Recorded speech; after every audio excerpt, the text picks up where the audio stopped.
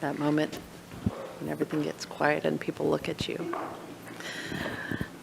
Welcome to the October 30th, 2023 Grants Pass City Council Workshop. We're going to start off today talking about the Owl Lot Plaza downtown, and Brad is coming up to start us off. Good morning. I have one intro slide to kind of kick us off, and then the bulk of today's presentation is going to be done by Jim Love, who is the landscape architect and designer on the Owl Lot project. So our subject in summary, we're just going to present to you with some results of the survey, the community survey that was done recently on the Owl Lot, as well as an updated plaza design concept. And it relates specifically to your two goals there. So these goals have actually been in place for quite a while. I should say the goal to create a permanent plaza downtown. I went back and looked at that. It's actually first appeared in the 2018 strategic plan. It's always been a one-star, but it has been in there a while. There are a couple other strategic plan actions that kind of relate to this. The ornamental lights on H and 5th Street tie into this project. Alley activation beautification.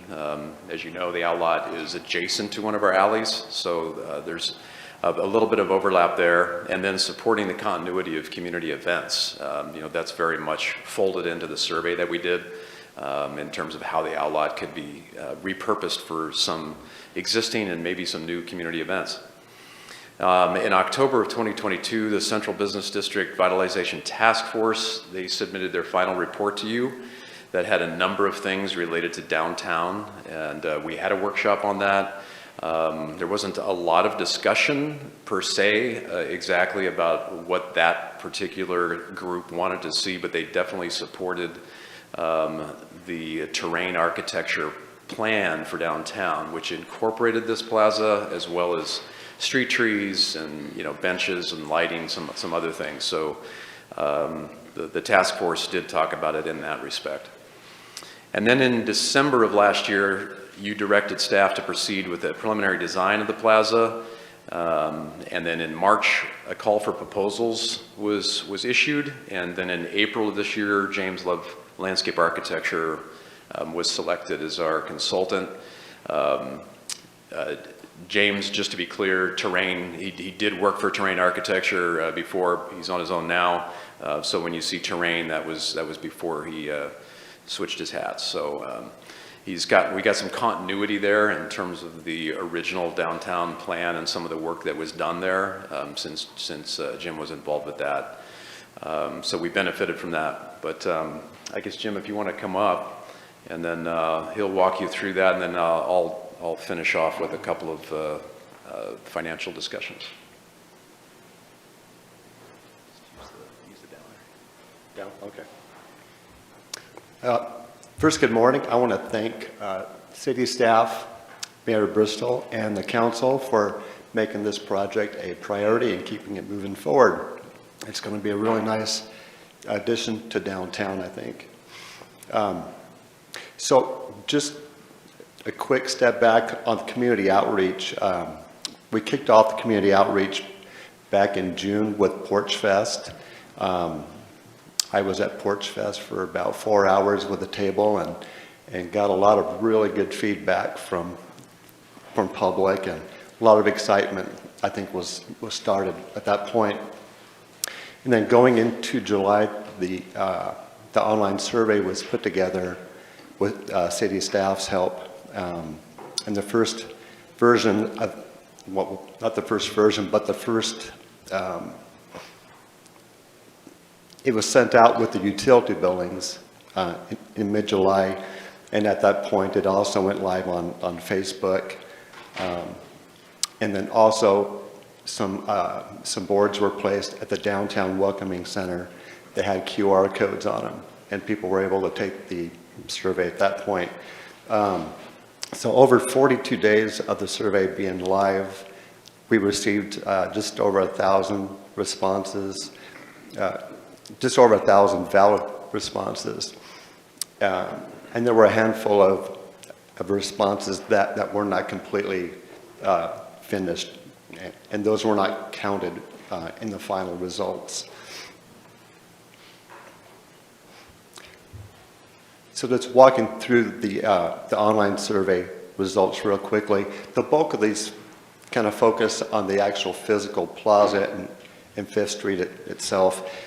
But I do want to hit on the very first survey question, which asked respondents what types of events they would like to have take place at the Owl Plaza, with the bulk of those being food and beverage festivals, music concerts, Christmas, or general markets.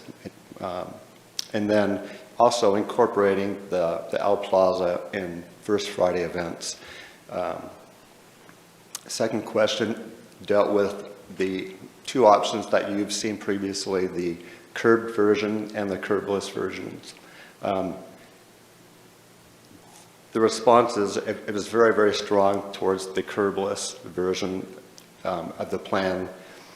And that's kind of the same response I got at Porch Fest. The majority of people did say they preferred the curbless version.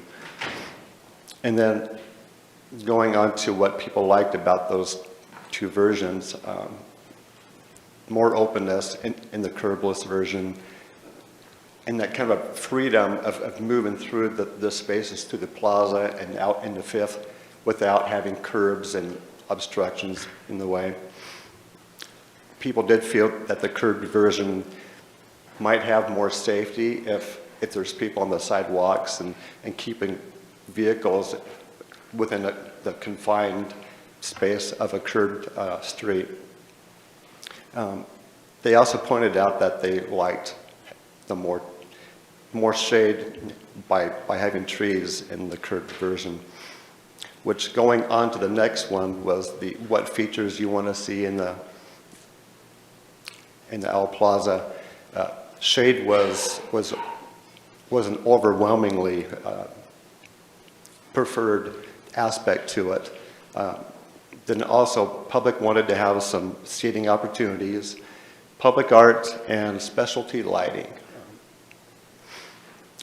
And so when asked what types of specialty lighting people want to see, definitely festive lighting of some sort. And there's lots of different directions that can go during the next phase, but also considering dark sky friendly lighting. So street lights with the cutoff so that it's not lighting up the whole area, but directing the light downward. And also making sure that the mural wall is lit at night. We also asked for public's input on other public spaces that we should possibly be looking at for some additional ideas. The majority of responses that we got kind of dealt with single-use plazas. So what we were looking for was mixed-use plazas, where there's parking, plaza space, or other uses also occurring. So the most appropriate responses that we got were the Ken Kesey Plaza up in Eugene that has a very similar setting to what we have with the Owl Plaza, the Criterion Plaza in Medford, the Robin Hood Plaza in Sherwood, and the Basque Blocks in Boise, Idaho.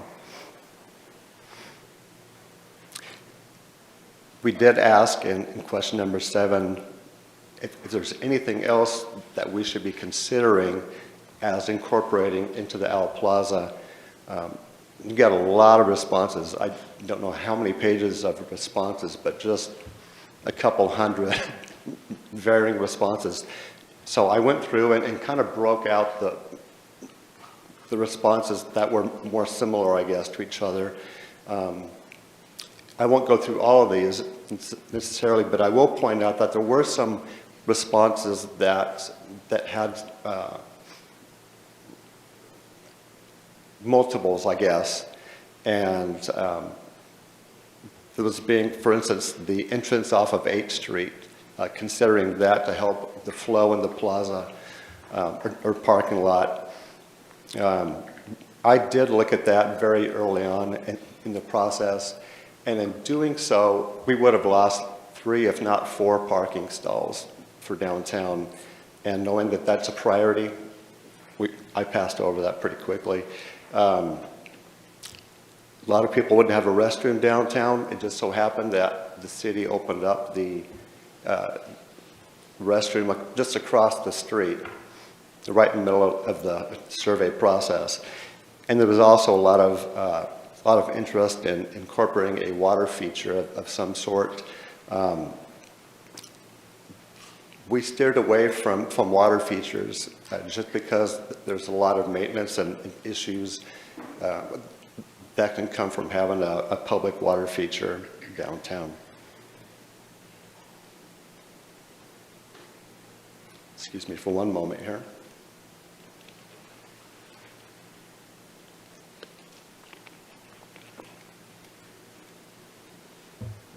So this current plan here, which is the revised version, this is very similar to plans that you've seen in the past.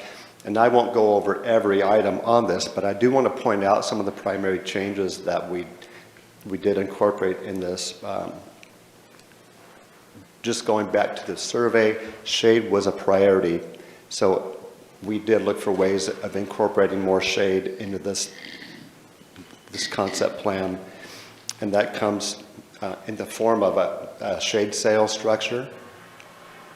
And it's really hard to get trees brought into a parking lot without losing parking. And since that is a priority, I was only able to really squeeze in one more tree into this. We also looked at places for seating and bike racks. And we did get that both in the southeast and southwest corners of the plaza, and I'll hit that on the next slide. Also, maintaining the lighting, be it either the street lighting or more specialty lighting of, for instance, on the mural wall. And then also bringing in public art and some historic interpretation to the site. So in looking at that, looking at the south edge of the plaza space, is there a pointer, Brad, that I can? Yeah. Oh, great. Okay. Thank you. So just kind of walking through the south edge here of the space. So as I mentioned, we do have floodlights occurring on the mural wall. This southeast planter was expanded a bit more so that we could get some benches and bike racks in, as well as either a public art base or a historic and interpretive panel. Incorporating street trees up against the parking instead of pulling them out to curb, and also getting a street tree or a shade tree moved into the parking space. Southwest corner, we do have some more benches, as well as moving the existing owl parking lot sign further out towards the corner. Currently, it sits basically right in the center of the island, so it makes it really tough to get a tree into that space. So we're talking about moving that out to the corner further. We still do, and this concept, we still do have the raised intersection at 5th and H, and that's done again for both, for traffic calming as well as giving some prominence to 5th Street at both ends.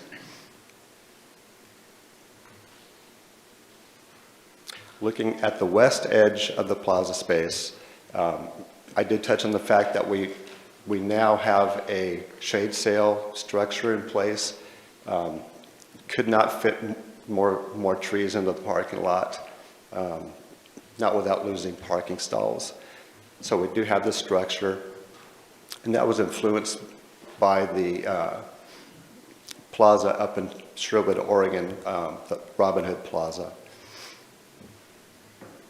Fifth Street is similar to what it has been previously. We still have the catenary lighting over the street as well as the street lights, and then incorporating the street trees on both sides. The drive lane in Fifth Street is going to be asphalt per this concept, but having the pervious pavers off to the side and the pervious pavers throughout the plaza space.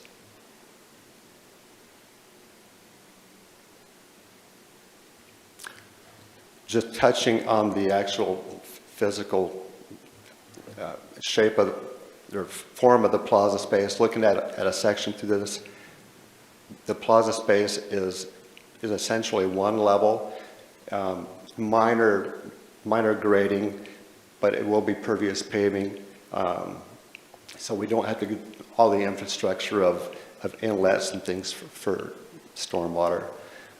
Going to the sidewalk, it's concrete. Again, it's got a slight slope to it, but essentially there's no obstructions.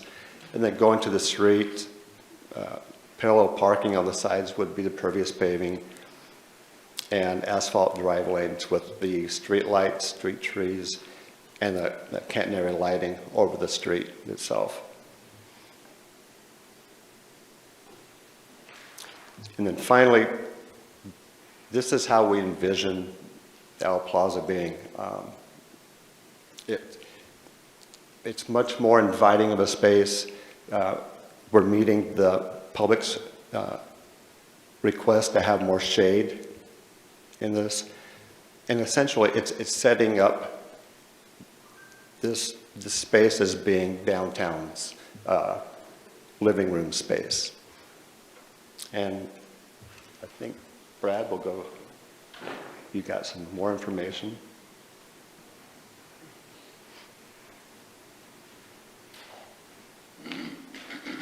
Thanks, Jim. So just two more slides. In terms of what this could look like, obviously you have your discussion today and any direction that you're going to give to us. But this phase one would wrap up basically with your discussion and then drafting up a potential RFQ. And that phase two would basically be the detailed engineering and specific cost estimates for what that looks like. Getting up-to-date dollar figures put onto all these improvements. March, select and contract with an engineer for phase two, and then so August, September, or in that time frame, have a council workshop to talk about final pricing and design. We've got $350,000 in this LB account. This LB account was set up a couple of years ago to be both the lighting for downtown as well as the plaza. This phase one, a little less than $10,000. And of course, we don't have the numbers yet for what the phase two and phase three would be. Likely we could, we can get the phase two with the existing $350,000 that is allocated through the Urban Renewal Agency. This LB is 100% funded with urban renewal money. At this point, and I didn't get a chance to correct this, but on that fund balance on that second to last bullet, we actually have spent about $7,000 with Thornton on the downtown lighting plan. So we got to drop that 340 down to just about 333. And that's basically what we have for you. It's at your discretion. A couple of alternatives. You can direct us to proceed with engineering and an RFQ. We can move it to more discussion, suspend the project, et cetera, et cetera. So either Jim and I are available for any questions. Thanks, Brad and Jim. Looks like Valerie has a question. All right, thank you. Looks great. The one I know at one point in time, the lighting and how you were going to support the lights for that. Can you explain what the final decision of how that works is? Because I know at one point in time there was nothing to attach it to on one side of the street. If it was my understanding, so that was now it's called cantilever. Is that the call? Catenary. Catenary, okay. Yes. The catenary light. Could you explain that to me? Thank you. So essentially how that would work is that the street light poles would have an extension that would go up like another 4 to 5 feet. And those would be suitable for supporting that light between or across the street.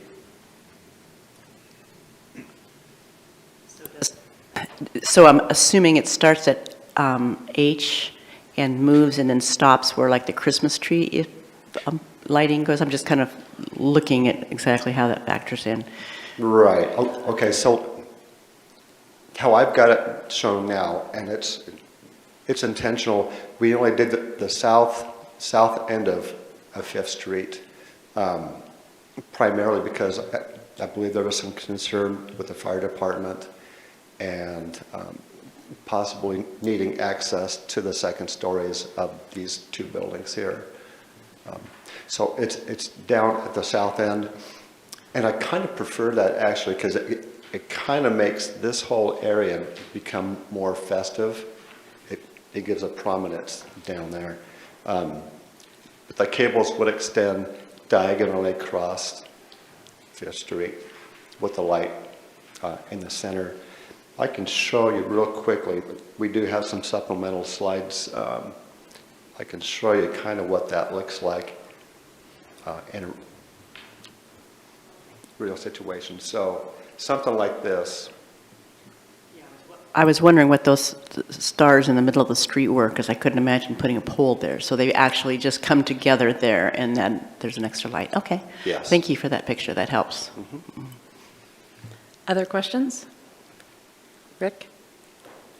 Thank you, James. I like the concept you've been presenting here today. And one thing I'm noticing is on the pavers, I realize that would address storm drainage issues, but I know, and it's premature at this time to really ask what the cost would be, but in general, when you look at pavers versus stamped concrete, are they about equal or? If you look at just the installation cost, pavers are going to be a bit more than stamped concrete. The thing with stamped concrete is that you still have to install all the drainage infrastructure. Mm-hmm. Yeah. So. Could even out. Thank you. Yeah. Rob? Thanks, James. So a few questions. And I may not be remembering accurately, but I was pretty sure that in a very early incarnation of your plan, that on this option, it was going to include bollards between the parking area on Fifth Street and the sidewalk through the whole thing. And I don't see that here. And my concern is with no curb, it's just really hard for me to imagine people, especially people who maybe are driving a big truck or whatever, actually ending up in a parking space rather than ending up on the sidewalk, especially if there was no curb. I see those bollards between the parking lot and the sidewalk, but not between the sidewalk and the street spaces. Right, correct. The only barriers that would be happening, in that zone that you're speaking of, would be the trees and the light posts. There is a visual demarcation. We do have truncated dome paver tiles that would give a visual separation, between the parking and the sidewalk. But otherwise, it would just be the trees and the light posts. So originally, if I remember correctly again, and I think the bollards that you're showing depicting between the parking lot and the sidewalk, I think those are removable. Is that those? No, these are not removable. Not removable. We do indicate removable bollards at the ends of Fifth, at the north and south ends of Fifth. So. Gotcha. Yeah. Yeah, I thought you originally talked about removable bollards between the parking on Fifth and the sidewalk. So is that not something that you would ever consider or you don't think is needed from a safety perspective? Or No, I wouldn't say that these between the sidewalk and the parking stalls, I wouldn't see those as being removable. I would see those as being permanent. No, wait, so you're talking about between the parking lot and the sidewalk? Yes. Okay. Yeah. When you say parking stalls, I was thinking on Fifth Street. Oh, okay. Yeah. Okay. No, I'm But talking you don't think that plaza. there's any need then for removable bollards between the sidewalk and the parking on Fifth Street? No, I don't think it's needed, and I'm basing that just on the other situations I've researched in other cities. Uh-huh. People figure it out. Yeah, I hope I'm not standing there when they figure it out, but yeah, eventually they'll figure it out. I noticed that in the responses to the survey, that I think one of the responses that I think got some traction was the possibility of this owl lot being used for the Christmas tree. That was one of the responses, wasn't it? That was at least one or two, yes, yeah. Yeah. I mean, it was somewhat popular, right? Or no? I don't recall seeing it repeated more than, I mean, I did see it, but I don't recall, it didn't show up when I was looking for the responses that were like, 3 or 4 or 5 people responding. The Christmas tree wasn't one of those. I must have misread that. So the other, just a small concern is I noticed that, because I know, believe it or not, even though like the building that I'm in with the owl mural, even though that's higher than pretty much any trees around it, cleaning out the gutter and the scuppers up there of leaves is an ongoing, it's a yearly thing, and it's actually pretty major, even though you wouldn't think because it's up pretty high. And I'm just wondering on the shade tarps, as these trees grow, obviously there's got to be some kind of plan for cleaning the leaves out or off them, especially as they kind of sag and accumulate water as they get wet and so forth. So I'm just wondering if you took that into account. Yeah, so I neglected touching on the maintenance part of the shade sail structure. So I did speak with the parks director from Sherwood. She mentioned that structure, all the sails do come down seasonally. Yeah, just for longevity of them, you want to take them down seasonally. I'll just show real quick what that looks like in Sherwood.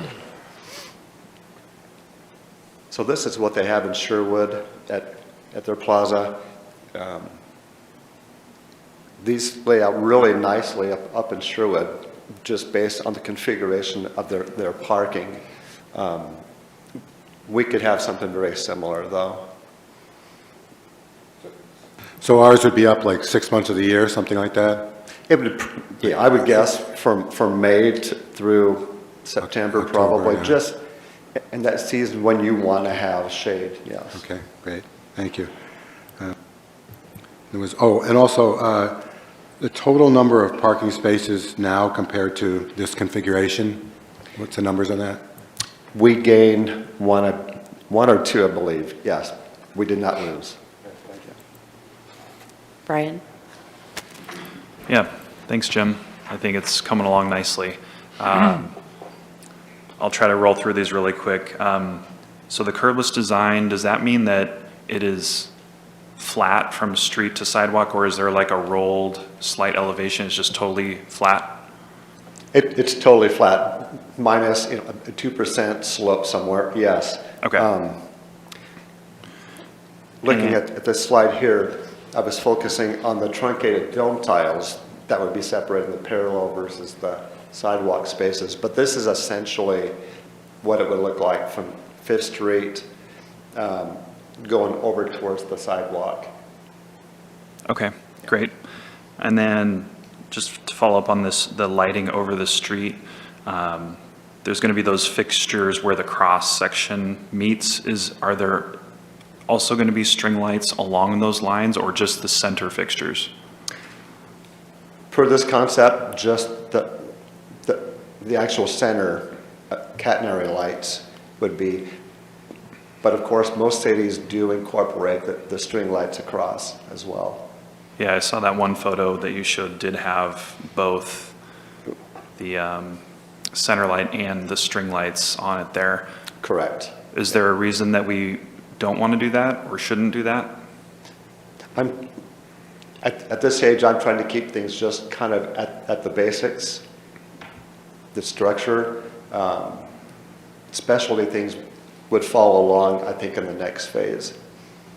But yeah, definitely, those could be incorporated. Okay. Certainly. And then with the 5th Street itself, we're looking at doing the pervious pavers. Do those carry the same durability and lifespan as the standard asphalt, or how does that compare? Much longer. Much longer? Yes. Great. Yeah. Years ago, I had a product rep mention that you can expect, closer to 40, 50 years for pavers. There is some maintenance that has to occur every so often with pervious pavers, just backfilling the pores and such as, things get washed out, the fines get washed out. Yeah. Okay. Sorry, I just have a few more. Actually, that slide's great. The benches there, I see that there's 3 kind of under that tree close to the corner, and then there's another 2 close to the mural wall. Yes. I was just curious why they're kind of, they're all oriented the same direction. So I don't know if that was because of a space constraint. I was just thinking that if, I don't know how things are going to play out with events here, but if it's the way things are now, the stage would be over by the wall where the owl mural is. And so I was just wondering if that was why those are oriented that way, or what the reasoning was for that. Yeah, I was really considering, and again, like this is probably going to change a bit more at the next phase, but just considering if I'm sitting in these benches over here and there is an event going on, there's a stage over here, to kind of orient them more towards that. This location over here, these could change, but during those times of the year when there is no event going on, but people are sitting, not having them focus towards a parked vehicle, I guess, is the best way to kind of focus them more in towards the plaza space. Do you feel that amount of seating is sufficient for what we're trying to do in this space? Not even close. Not for events. For events, seating would need to be brought in for Okay. that. But during those times where if some friends were going to meet downtown and they said, let's meet at the Owl Plaza, and someone gets there 10 minutes early or something, or someone's late, they have a place to sit. Yeah. Okay. For the shade sails, is there any opportunity in the design to maybe add a 3rd one on the south side, or is that, or even more than just a 3rd one? I could see that being a benefit if there's potentially more than 2, especially in the summer. Yeah, I did look at possibly trying to get one more sail in this area over here. I didn't really consider across here because we do have a tree here. We could lose the tree, of course, but Okay. yeah, there's different configurations that we can still look at. Okay. On the street view, where it's like the kind of the virtual section? reality version of it. Oh, okay. Yeah, there. On that corner, there's I'm seeing a lot of like shrubbery in there, and I'm wondering why that's there. It seems like it looks good, but maybe it leaves less space for people and activities and things to happen. So just wondering why there's so much shrubbery there in that area that I would think would be pretty busy for events. Just beautification, realizing that the more planting area you have for trees, the more healthy trees is going to be. But certainly with the use of pervious pavers, that would open it up, for more use possibly. So even historic interpretation panels, something like that could definitely be added around in here. But greenery is good though too. Green is good, I agree. Thanks, Jim. Sure. Any other questions? Vanessa? Thank you for your work on this. This is coming together very well. Thank you. This might be a question for Brad. I'm not sure, but we recently received a recommendation to work with a third-party firm for downtown lighting. Does this affect any conception that you may have for lighting, or will that outside firm work in cohesion with this project? How would that look? Yeah, it's a good question. We have not, it hasn't been a recommendation really formulated yet to give to you. It's a very unique kind of industry to work in to get, make sure you're addressing all, safety issues, height issues, maintenance issues, things like that. I mean, certainly Jim as a landscape architect, has some of that training in hardscaping and working with beautification.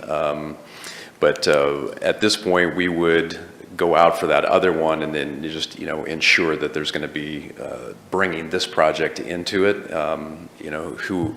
but that would be a separate RFQ process that we would go through and see who comes forth. But certainly, yeah, there would be interface there and show them what the concept for this phase is. Yeah. Any other questions? Brian? I just had one more for you, Brad. I'm sorry. I know that we are pre-cost estimate on this. When are we going to have like a ballpark idea of what we're looking at for this? Is it 1 million? Is it 4 million? Right. Yeah. Well, this is kind of like we've dealt with on the pool too. Very similar conversation, and I think us in the design, community development, public works realms have over the last couple of years experienced some elevated caution, shall we say, to throw out numbers just because of the inflationary environment we're in. Could we get, a high level ballpark with a big range on both ends for council to consider? I guess I would throw that out to Jim in terms of his comfort level. At this point, we didn't ask for that. We wanted to make sure that we were on the right path with council on this. But it's trying to thread the needle on what, the level of work we go to get to go into the cost estimating and the time period, because we do, and Jason can speak to this more than myself, but we also have a stormwater project that Public Works is working on to fix the storm system from G going all the way down. I think it's to almost M, isn't it? From G to the river. G to the river, yeah. So we have, we got the timing on that, and just to ensure that we're not digging up Fifth Street twice. And so the timing of when that happens will obviously affect the pricing, because if we're 2 years out, then that's different than if we're 3. But I'm just trying to be transparent with you. I think we could I think get you a pretty high level ballpark range, if we're talking about this phase 1 concept. Yeah, I think I'm just asking because I know that in the urban renewal plan, I think we have like 2 million carved out for downtown plaza lighting. So I'm just wanted to know if that's close to enough, not close to enough. And then are we also, since Public Works is going to be doing work here too, are we going to be able to leverage like enterprise funds for like water or streets or anything like that for this project? I don't think we've really looked at that. Have you? Has Public Works looked at that, Jason? Well, we'll be restoring the street to the standard that it was, but until we have a design to build to, I don't think we're going to leverage the utility dollars for the project. Okay. Thank you. Yep. Other questions? All right. Discussion, feedback? Valerie? Well, I'm ready to move forward, seeing as it's been on the plate for a long time. One of my very first tourism meetings was the lighting way back when. And so, like I said, it's an urban renewal district. It's something that we've been working on. I appreciate James' work. So I am happy with the design, and I think we need to move forward. DJ? Yeah, looks great. Let's proceed. Rick's given a thumbs up. I think everybody's ready to move forward. Is that, all right? Good job. Thank you for your work on this, and we'll look forward to our next step, maybe with the RFQ. Next, strategic planning. Aaron's going to set us up for that.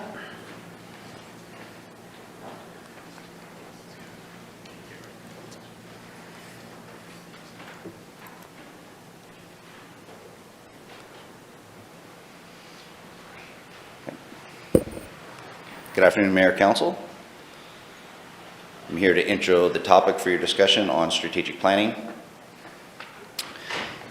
Ultimately, trying to get direction from Council on the strategic planning process for fiscal year 24. It's recommended that if we're going to do a strategic planning process, that we acquire the services of a consultant specializing in strategic planning. There was a memo provided to you September 14th that sort of goes in detail with regards to what type of services could be provided. The base model strategic plan retreat would be a 2-day session. It would start with a retreat planning meeting with council. It would move into community stakeholder surveys throughout the community. Then going into your planning session itself, which would be a first day of mission, vision, and positions. And day 2 would be your imperatives, your objectives, and your key initiatives, finalizing and concluding with a strategic plan document for you to ultimately adopt. A couple options for council's consideration for fiscal year 24 is to take the recommended option of 1, which would be to acquire a consultant specialized in strategic planning. We have had conversations with the Coraggio Group. This is a group that also the League of Oregon Cities is partnering with throughout the state of Oregon to provide small cities with a strategic planning process. Also, the 2 bids that were provided to you are the base one is $15,000, and there's a more comprehensive one at $60,000. And then option 2 would be to continue with our current strategic plan for a second year, as there are a number of things still in our current plan that we have that we've got a lot of room to move and continue to do progress over another 12 to 18 months. And then there'd be option 3, which would be identified by council and what you'd like to do for the strategic planning session if you want to do that coming up in January. And with that, Mayor, I turn it over to you for council questions. Thanks. Yeah, Council, we wanted to make sure before we move forward with this that the expectations are clear and what you want out of this session if we're going to move forward with it. And obviously, the step 1 of the planning would be to meet with the consultant and clarify expectations and make a better plan. But at this point, we need to have a discussion about whether or not to hire the consultant. Rob. So Aaron, you mentioned that option 1, acquire outside consultant, was the recommended option. And who's the one who recommended that option? That would be staff. Myself is recommending that we move forward to that. So in that fashion. to me would imply, I guess, that there are the current strategic plan needs updating or upgrading, or there are things that are needed for a strategic plan that are not on the current strategic plan. So could you elaborate on what things are missing from the current strategic plan that you or staff feels is worth going back and doing a new project this year? Why, in other words, why did you recommend option 1? Recommended option 1 based on past practice of council. Each year, we go through a strategic planning process, and if council wanted to continue to go through a strategic planning process on an annual basis, it's recommended that we utilize a third-party consultant to do that. It doesn't have to do specifically to, like what you mentioned, what is missing from our current strategic plan. And that would be really the direction of council. If they believe a lot of things are missing, council is the one that does develop the strategic plan. Staff has in the past facilitated that. So if council wants to continue to do a strategic planning session like years past, it's recommended that we do the third party. If council is in reviewing our current strategic plan and recognizes that it is still timely and relevant, that it could be option 2 might be something for council to consider. Dwayne. Aaron, I'm assuming this is a question for you, but Tim, you already vote on this and say we're going to do option 1?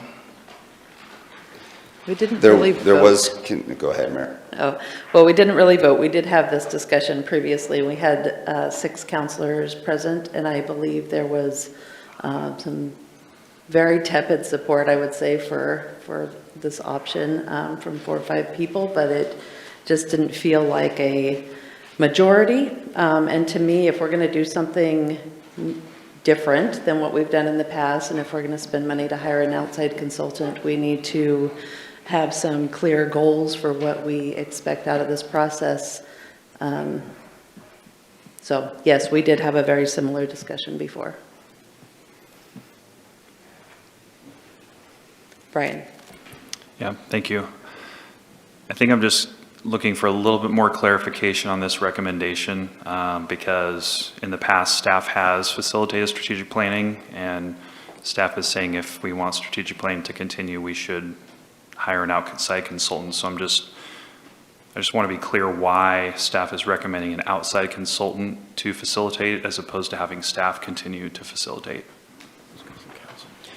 I think the years that we've done the strategic plan has been extremely successful, and I believe that based on the dynamics of everything we have in front of us, where we are with the strategic plan, members of council, that we are primed to benefit widely and greatly through a third-party consultant to come in and provide that outside facilitation. Okay, thank you for that clarification. And if council does decide to have a strategic planning session this January, do you think that there are big items that are not identified currently that council will come up with for a new strategic plan? I think that's ultimately a question that you need to ask your peers. I think from a standpoint of the strategic plan, from an operations perspective, we have a lot in the strategic plan that we're still working towards, whether it be improvements to the plaza, improvements to the water treatment plant, improvements to a number of items. From an operationally, we're in pretty good shape. So ultimately, that would be a question from a policy discussion of council. Okay, and is it true that other municipalities, some of them do strategic planning on a non-annual basis, like on a biennial basis? Yeah, it's very common for municipalities to do a 2-year strategic plan. That's really a good sweet spot also. Annually is okay, and it's very proactive to do it annually. And I think we've been very proactive in the past from that perspective.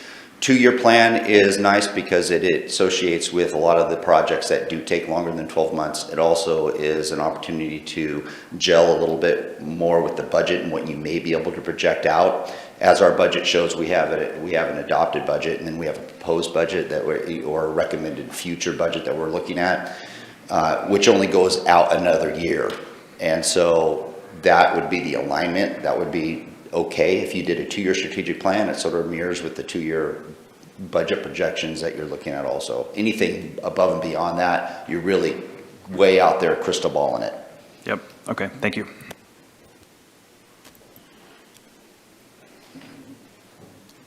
Valerie. Well, yeah, I will still go that I believe in the consultant. Not that I want to come up with a new plan, because I agree there's a lot on our plan and there's a lot on our plate, and I think at this point in time we have a lot going on, but I also think it would not be a bad idea to have some outside eyes come in to help us with what we have on our plate, because we have a lot. I like the community stakeholder survey that they would be doing, because I do think that would help us gel with our strategic planning. I think that's one of the issues last year we struggled with, because we do know that we have different thought patterns in our, which is normal when you're going to have 8 counselors. So just having somebody, I think, come from the outside with fresh eyes and come and do some sort of community stakeholder survey. We keep talking about, I hear from numerous surveys, we want to go out in surveys and surveys and surveys. Well, here we have opportunity for a third party to go out and do a survey and get some information from the community as to what the community sees. So from that perspective, I still believe in going out and having the option that I thought we had decided on, option 1.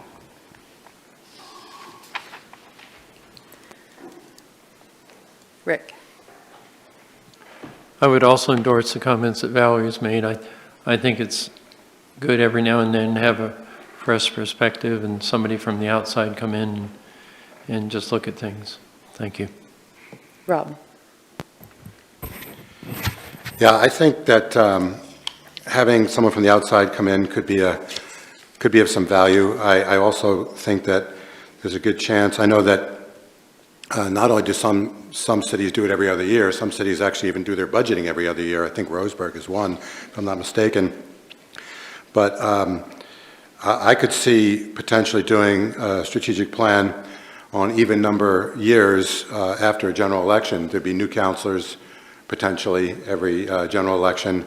I could see having a 2-year strategic plan the January following a general election. And I could see at that point potentially bringing in an outside group to facilitate it. We haven't heard, even though Brian asked it in one way and I asked it in another way, we haven't heard from anybody what's missing from our current plan, what needs to be added, why do we need to do another strategic plan this year in 3 months or 2 months. No one's answered that question. I guess I asked it the last workshop or the last meeting. In other words, why do we need to do it right now? What's wrong with what we've got? And I could see potentially bringing in an outside agent to do it, but I could also see that happening every 2 years after a general election.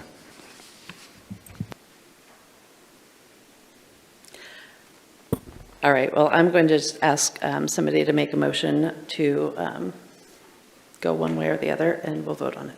Valerie? I'll make a motion to accept option 1, hire an outside consultant to do our strategic planning this year. Seconded by Dwayne. And any discussion? Is that Brian? I feel like spending $15,000 to have somebody come in from the outside and tell us what we already know is a waste of money. There's no way a consultant is going to be able to come in and tell us things that we don't already know as a group about this city, with staff and with all of us. I think it's going to be a waste of time. I think it's going to be a waste of money. And yes, sometimes getting a second opinion is good, but I don't think this is one of those cases. I think we have a lot on our plate already. We have our strategic plan from this year with a lot of items that are not done. And I think we could work on that plan for another year. I think everyone on this council knows our priorities are housing, our priorities are homeless, our priorities are the water treatment plant, urban renewal. We all know the big ticket items already. Bringing in an outside consultant and getting a bunch of, feedback from the community is going to give us a lot of opportunities to get distracted, a lot of opportunities to take our eyes off the ball with these big items, a lot of opportunities to put another thing like the Whitewater Park on our strategic plan. So I would vote that we go with the current plan for another year. We save $15,000, we save 2 days of all of our lives, and we just keep working on the stuff we're working on. Rob? Yeah, when we talk about an outside agency, doing stakeholder surveys, to me, we have, is it 13 or 12 committees and commissions? Those are our stakeholder surveys right there. They come in every year, they give us a report.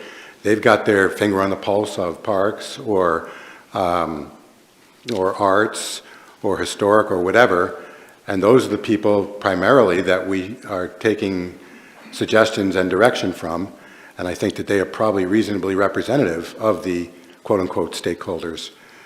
So we've got, I believe, what we need there as far as input beyond the 9 of us. We're going to have that. I also think that we should, whatever we decide, we need to have at least an extended workshop hearing from the committee and commission chair people so that we get to hear them and they get to know that we've heard them. And that's even if we didn't do a strategic plan this year, we could do that in the form of an extended workshop. But beyond that, again, I didn't see the problem last year with it being the form of the planning session. I don't believe there was a problem there. I don't believe that there was, we had problems that came from within the council and the council only, and only the council can solve those as far as commitment to not change the rules midway through and so on and so forth. And we still haven't talked about whether or not the council is interested in having the mayor participate. But I believe, again, we've got citizen input in the form of our 12 or 13 committees and commissions. We've got plenty. We're working feverishly right now on the number 1 goal, of course, which is public safety funding, which is, I guess, we'll be discussing a lot in the next few weeks. And that's number 1. And then we followed closely by the 3 or 4 that Brian mentioned. So, but as far as distracting and slowing us down and waiting for surveys and everything else, we know that that's going to happen if we bring in an outside consultant. I just don't see the advantage. Even if it were free, I'm not sure if I see the advantage. But to actually spend money on it, I can't see doing that. Joel. There's a lot of organizational energy tied up in it. The organizations that I've been involved with throughout my career, we've never done it on a yearly basis. I'm sure there's some foundation for that, and it's probably a good thing to do. But there's a lot of projects that are left unfinished, and there's flexibility. So if we get a grant for a homeless shelter, or if we get a grant for planting 200,000 trees or whatever, that's going to be a topic of item regardless of what our strategic plan is in terms of that funding opportunity, and we have that flexibility. One of the things that strikes me is when you do a strategic plan, it has some efficiency in terms of focus. On the other hand, you don't want a process that automatically says we don't think about these things anymore in their priorities. That's not what the human mind does. So this is just, strategic planning is just a tool, it's not an answer. And to use it as an answer is to quit thinking. And we don't want to do that. So I've said a lot of things. Let me be very blunt. My wife says I need to be blunter. I think it's okay to do it every other year. I think it takes a lot of organizational energy.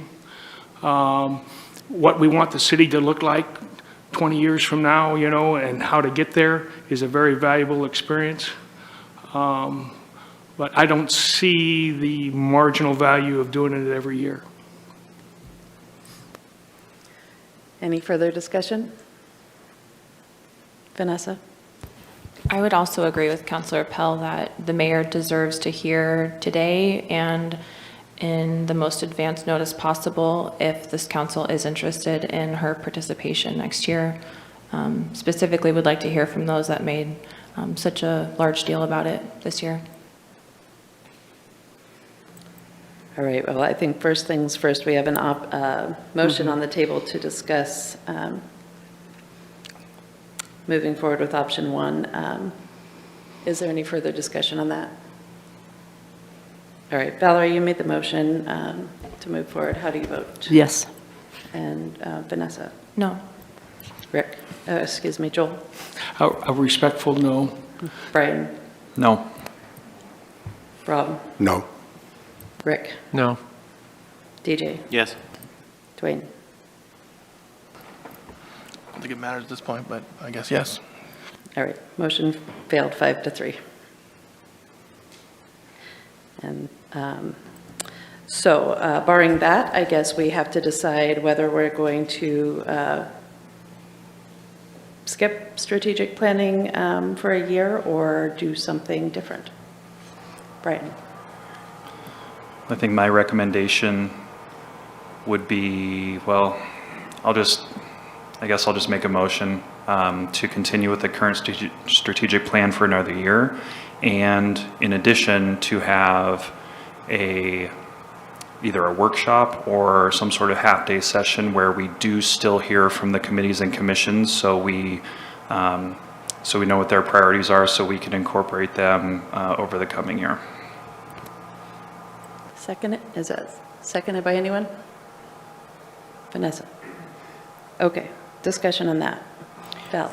Well, and I'm not opposed to keeping our current plan at all. I've been to a lot of committee meetings lately, and they haven't been talking about goals. So it's December or November in December, and so I don't know that they're ready for it, quite honestly. So I'm just saying that's something, if we're going to do this, we need to do it. And I'd like to actually do it in a different way, because I think maybe just looking over, I don't want them to scramble with new goals, because I think that's probably part of the problem where we've gotten, is that everybody wants new goals every year, and that's kind of gotten us into this big, heavy burden of, well, we don't have the money for it. So why are we asking them to come up with these far-flung ideas that we don't even have a chance unless we go out for grants to get? So I would like to do something with them, and I'm just not sure what it was. I just think maybe a workshop to talk about what exactly we want, or to go out to them and get feedback from them. What do you want to give to us? What would you like to see us focus on? All the things that you've given us, we haven't been able to do. Give us something that you'd really like us to focus on, and not have them come up with, they say 3 goals, but just a prioritization of what they've been working on moving forward. But in this case, I would just say continue on with what we have and not do a strategic planning. So I will probably back that motion. Dwayne? Since we already said we're not going to do a strategic plan, I just figure we stick on what we have and keep working it out and not get down. My confusion is when we get so many people in here that really don't know what the city's doing. They're going to send us a bunch of ideas, and it sounds like everybody has enough things to work on already. And if we're going to do that, let's get them done instead of spending more wild time ideas that we can't work on at this time. We have no money. And let's finish the ideas we have. That's what I would focus on, since that's where we're at right now. And so get bogged down in the weeds of all this other stuff. So. Rob? So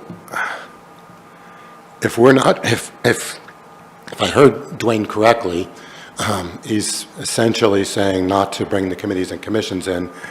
If we're not going to bring them in to listen to at least once a year, quite frankly, why have them at all?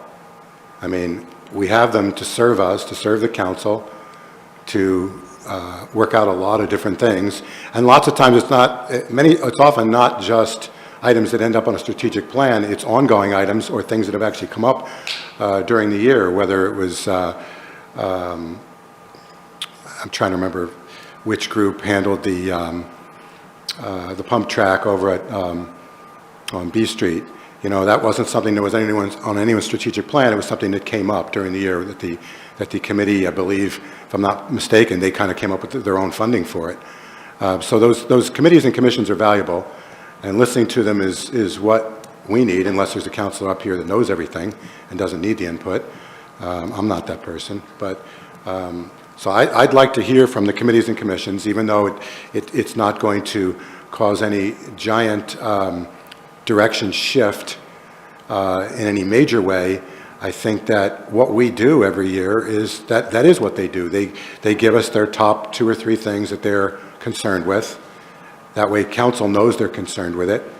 And I think that I'd like to hear from them again. If we're not going to listen to them, then again, there's really not any point that they even meet. Now, as far as why they wouldn't be prepared this year with items for council at strategic planning, I'm not sure. Any committee or commission I've ever been on is always working on those things in October, November, December. They're reminded by their staff liaisons generally. I know that the bike committee that I'm liaison to was already talking about it. So they're all, you know, at least the one committee that I'm familiar with this year is getting ready to present to council. And there's no reason why they shouldn't all be ready. Even if we had to put that, receiving their input off another month and have that come in February rather than January, I still think it's valuable to do, because I still want to hear from them, because a lot of those committees and commissions, they're talking about issues that I know nothing about. That's what they're studying. So I'd like to hear from them. And they need to know that we're not having a new strategic plan this year, so nothing brand new will be incorporated in a major way. But I think that I'm still very interested in hearing from them. I think we can probably do it in an extended workshop or a half-day kind of workshop. But thank you. All right, so the motion we have right now is to continue with the current strategic plan for another year, but to also hold a workshop or special session with our committees. Is there any further discussion on that? Joel? Well, I would also like to say that we don't want to throw the strategic planning completely out the window, and that we want to do it at least every 2 years. And that's inherent in the motion. I didn't hear that, but I also, in the motion itself, but I heard the substance of everybody agreeing to that. Okay, I don't know that that was actually part of the motion. It was just specific to continuing last year's strategic plan was what I understood. Is that where we're at? We can have a follow-up conversation. That was the intent of the motion, yes. To do it every 2 years, or to use last year's for a second year? Both. Okay, so Brian and Vanessa, do you both agree that the intent is that we'll do a strategic plan every 2 years? Okay, so the amended is that we will continue with last year's for this year, but that we will hold strategic planning every 2 years, or at least next year, and, 2025, and that we will do a workshop session early in 2024 to check in with our advisory committees. Discussion? All right, Brian, it was your motion. How do you vote? Yes. Rob? Yes. Rick? Yes. TJ? No. Dwayne? No. Valerie? Yes. Vanessa? Yes. And Joel? Yes. Motion passes 6-2.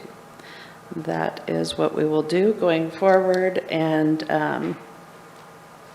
I guess since we're going to stick with last year's plan, we don't have to have the discussion about the mayor until we come up with a plan for the 2025 strategic planning session. Any further discussion on this topic? Okay. Next up, agenda review. And we have a meeting on Wednesday this week. Fairly light load here, but we have a resolution to we have a grant request regarding the home bridging cottages, and I think Val's going to have a question about that in a minute. Then our consent calendar has a resolution amendment regarding the intergovernmental agreement on Allen Creek Road, a motion that would acknowledge the receipt of the monthly investment report for September, renewing some health insurance and dental insurance for our employees, a motion to accept the findings of fact on the zoning transition overlay, and a motion for the findings of fact for the development code amendment, and appointing 2 housing advisory committee members. And then our next workshop would be in 2 weeks from today. We have the public safety funding workshop. We'll know the results of the election by then, assuming it's not extremely close, and an executive session regarding labor negotiations. Valerie, your question about the home bridging? Yeah, I did actually have a question on the meeting, on the resolution for the ARPA public infrastructure grant request. So it's my understanding that Wednesday's meeting, we're just approving the RFP that came through for us to give the money for the their project up on Scenic. The last meeting we had, we talked about the zoning and that sort of thing being an issue. That's separate than this, and that is something that they're working on their own, am I correct? I just wanted to clarify that this was just for the RFP for the ARPA funds. So, yes, I see heads nodding. Just as addition, that is correct. You stated that correctly. The ARPA dollars would be awarded only if they do get the rezone and are able to build those. So that is part and parcel to this first step. Okay, thank you. I just wanted clarification. And then I also just want to say I will not be here on November 1st, so somebody else will need to do the consent agenda for me. Okay. Is anybody else not going to be here? 'Cause I think I will not Brian's be also here. not here. Okay, but everybody else is expected to be here Wednesday? Okay. So I will shows- probably be remote. Oh, okay, so we'll have 6 or 7 of you. Okay, anything else looking forward, or any questions about the agenda? Rick? This Wednesday, having a special review by the City Council of aspects of public safety funding, and I would like to get permission for the City Council to provide lunch. Oh, okay. You just need the council to approve paying for lunch? Yes, Okay, need such approval. questions, discussion? Brian? Do we have that in our budget? Aaron? Would just be added to the lunch budget. We do have some wiggle room associated with that, yes. Okay, thank you. Okay, anyone, are you guys supportive Do you want of to move purchasing motion, the say- lunch, or are you sure? Lunch for November 1st, Okay. public safety meeting. Seconded by Rick. Val, how do you vote? Yes. Vanessa? Yes. Joel? Yes, and Right. I'll forego my own lunches to provide it, some of it offset the funding. Brian? Yes. Rob? Yes? Rick? Yes, DJ? Yes. Dwayne? Okay, lunch is provided on Wednesday. And we're planning to tour Tessing and Morrison Park this afternoon, immediately after this meeting, if you're able to join us, see what the current situation is there. Anything further for the agenda? Okay, Brian? Motion to adjourn. Seconded by Vanessa. All in favor of adjourning, say Aye. aye. Aye. Any opposed? All right, see you Wednesday.